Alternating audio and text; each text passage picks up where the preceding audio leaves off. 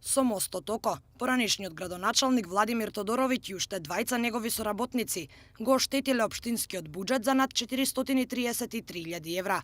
Финансиската полиција им поднесе кривична пријава до јавното обвинителство. Тодоровиќ, поранешниот секретар на општината и осомничениот вработен, ја вратиле сумата во буџетот на општина Центар. Директорот на финансиската полиција рече дека при завршните разговори со осомничените ја признале штетата и се согласиле да ја надоместат. Вратените пари не значат амнестија од кривичната постапка. Добивме потврда и од општина Центар дека на 30.6.2018 година паричните средства се вратени од страна на пријавените на буџетска сметка на општина Центар. Управата за финанска полиција, согласно своите надлежности, продолжува да истражува и други предмети каде има сомневање на злоупотреби на парични средства од буџетот на Република Македонија.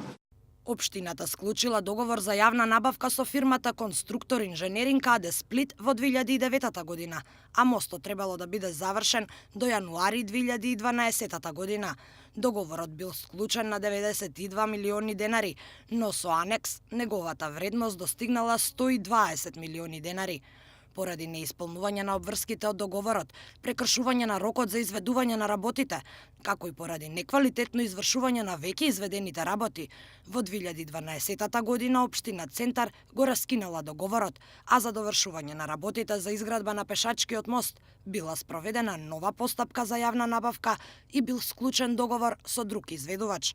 Поранешниот градоначалник и неговите соработници требало да ги активираат двете банкарски гаранции навремено, со кој Конструктор инженеринг ќе ја надомести штетата кон општината, но тоа не го направиле.